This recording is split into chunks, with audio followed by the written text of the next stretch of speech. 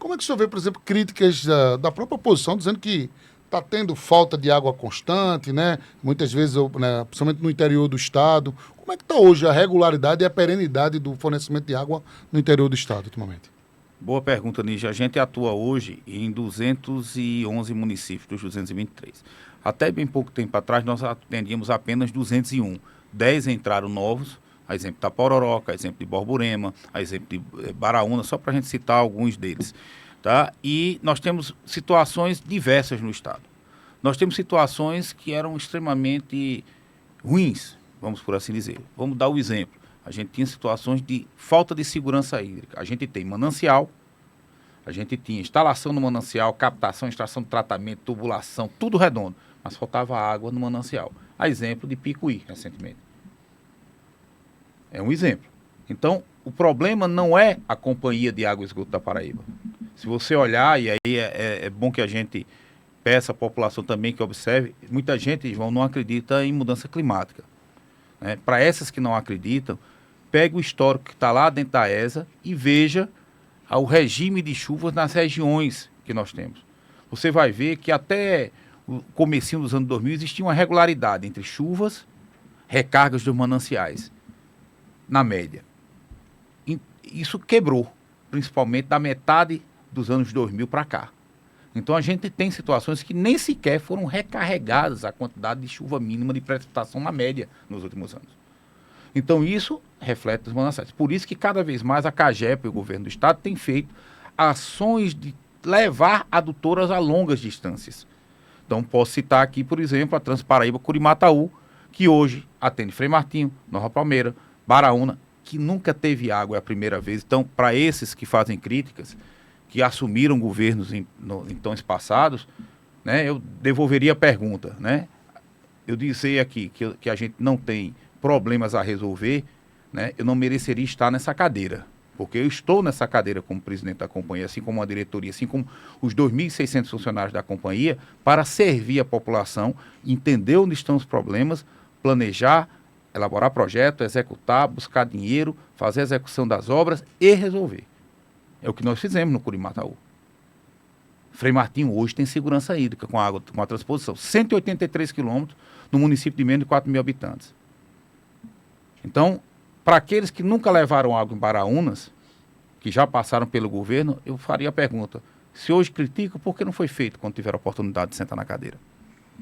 Então é importante que a gente coloque essas questões, porque é muito fácil hoje a gente, e quem está no governo, obviamente deve vibrar porque está acompanhando. Mas quem atira a pedra também faz uma reflexão, por que não fez? Porque nós tivemos a ousadia de fazer.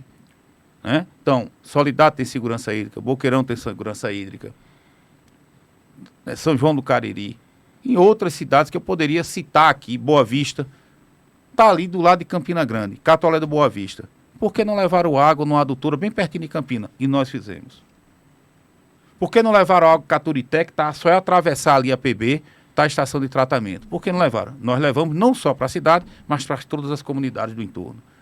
Para Cabaceiras, por que não fizeram, como nós fizemos, uma nova adutora para Cabaceiras, que hoje está totalmente com segurança? Então, eu poderia dizer N situações aqui, cidade a cidade. Eu conheço todas as 211.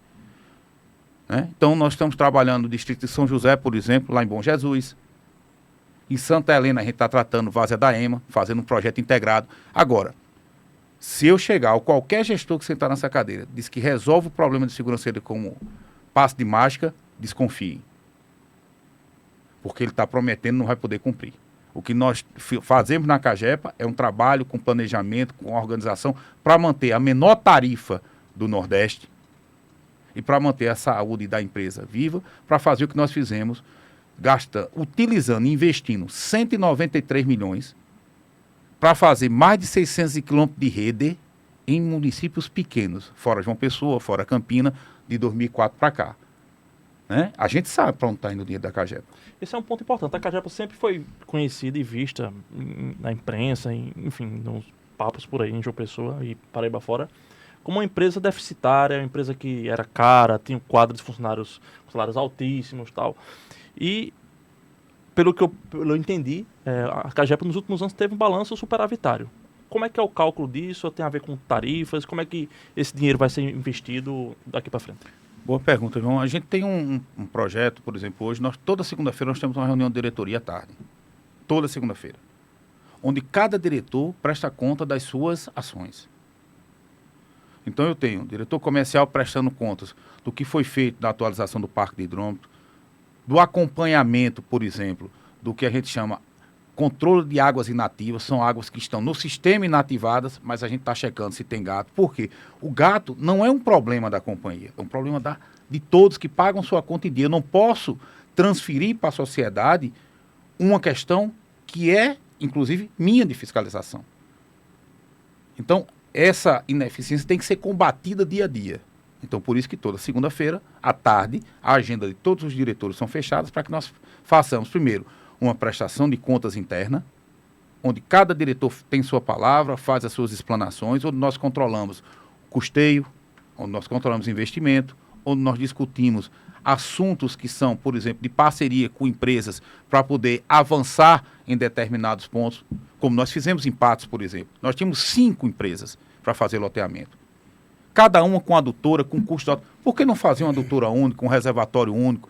Tivemos, na época, na boa, ainda prefeito lá de Patos, fizemos uma ação conjunta e fizemos lá uma adutora grande, e menos custo para a Cagepa para operar, para manter, uma elevatória só. Fizemos uma parceria com as empresas, elas executaram a obra, a Cagepa executou uma outra parte da obra e hoje nós conseguimos colocar para mais de quase 15 mil lotes. Veja, que é importante. Então, isso é discutido em diretoria, de forma republicana.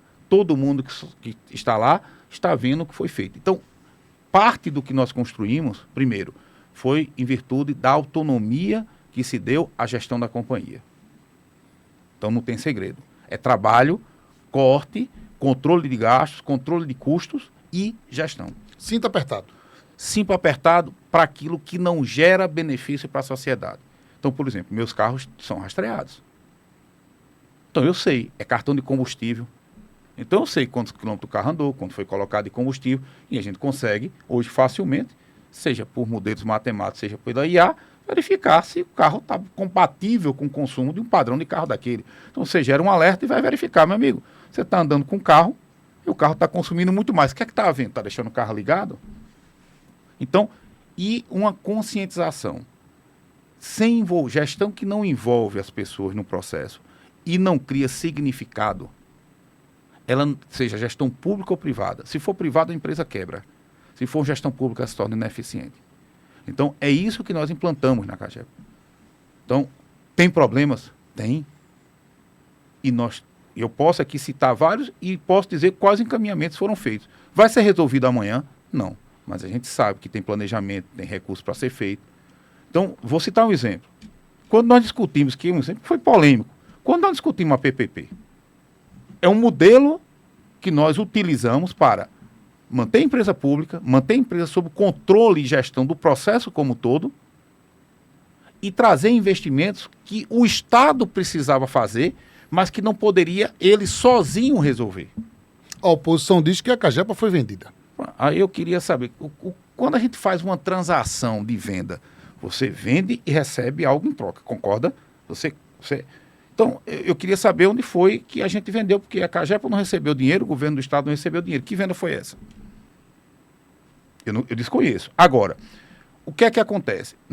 Eles não acreditavam, talvez, que nós tivéssemos a competência, a transparência, a busca de parceiros extremamente isentos para construir uma PPP extremamente sólida, funcional, viável e que é benéfica para a população da Paraíba. Já está em vigor já? Até o dia 15 nós temos que assinar o contrato, porque são etapas a serem vencidas. Então, veja o que é que nós temos, o que é que nós fizemos para avançar. Nós temos, eu falei, 211 municípios. A preço de 2021, nós teríamos que investir em torno de 8,5 bi, final de 2021 esse foi o cálculo, para poder fazer a universalização do esgoto. Isso aí tem metas, né? Tem metas para serem atendidas. Né? Então, eu pergunto, o Estado, você conhece, João, muito bem, o Estado é extremamente, e eu fiz parte da gestão lá com o João e agora com o Lucas, extremamente organizado financeiramente. A equipe econômica do governo é um espetáculo. E isso reflete na Cagepa também. Nós temos capacidade de tomar empréstimo de 5 bi. E olha que o Estado é um Estado organizado. Eu pergunto, se nós pegássemos todos esses 5 bi e investíssemos só em saneamento, ainda faltava 3,5 bi. Aí eu pergunto, onde fica o investimento em transporte urbano que nós estamos fazendo no governo do Estado aqui em João Pessoa, no BRT, por exemplo? Ele não poderia tirar empréstimo da agência francesa. Ele não poderia, Ninja e João, fazer o empréstimo do Cooperar. Como é que ficaria a agricultura familiar, a população da zona rural, que tem o mesmo direito de ter oportunidade de desenvolvimento? Empréstimos que o governo tira para poder desenvolver, por exemplo, infraestrutura em outras áreas. Como é que ficaria isso? Então veja que não se sustenta esse discurso que é colocado. O que é que nós fizemos? Nós fizemos uma PPP, Parceria Público-Privada Administrativa, onde nós licitamos, nós, Cagepa, dissemos, queremos um parceiro privado com essas regras. Ora, se você chegar hoje, Marca, eu estou com a obra de esgotamento sanitário, vou dar um exemplo clássico, nós entregamos agora, há cerca de 2 meses, lá ali na Maria Rosa, em Manaíra, da nova elevatória. 109 milhões. Quem foi que fez a obra? Uma empresa privada, nós licitamos. Isso é crime? De jeito nenhum. A Cagepa não tem a expertise, nem tem gente para fazer aquela obra. Marco, quem é que faz a manutenção de esgoto daqui? Quem é que vai lá limpar PV? Hoje de noite nós temos limpeza nas elevatórias, por exemplo, ali do Bessa, que ninguém vê, mas está sendo feita. Quem é que coloca o tampão na rua? Quem é que usa aqueles caminhões de sucção de jato que faz a limpeza? Uma empresa terceirizada. É crime? Não, fizemos dentro da regra.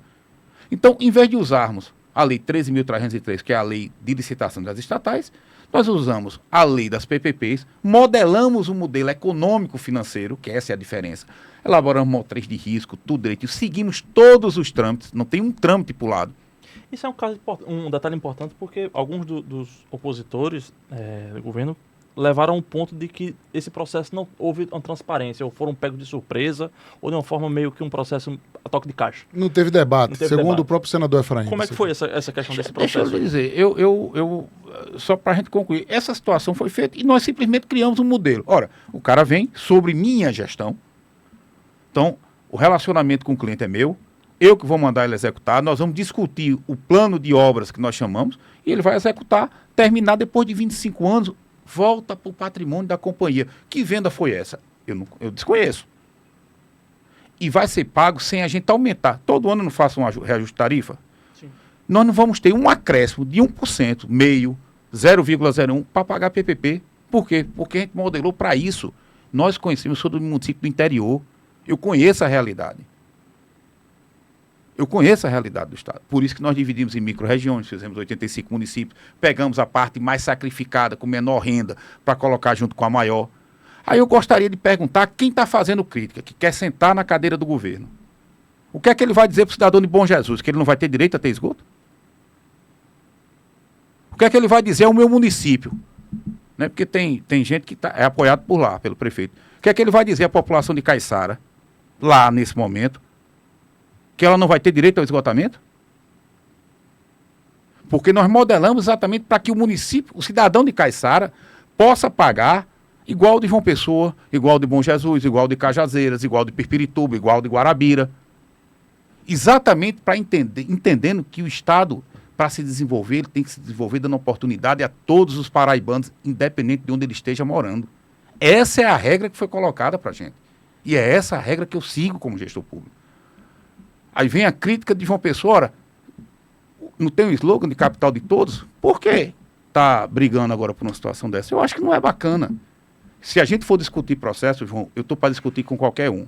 Agora, um processo foi construído durante 3 anos e meio, de fato, foi assinado em 2021, foi publicado, foi discutido, foi feito vistoria nas unidades, foi discutido com as micro-regiões. Foram aprovados pelas micro-regiões que os prefeitos estavam lá, ou seus representantes estavam lá.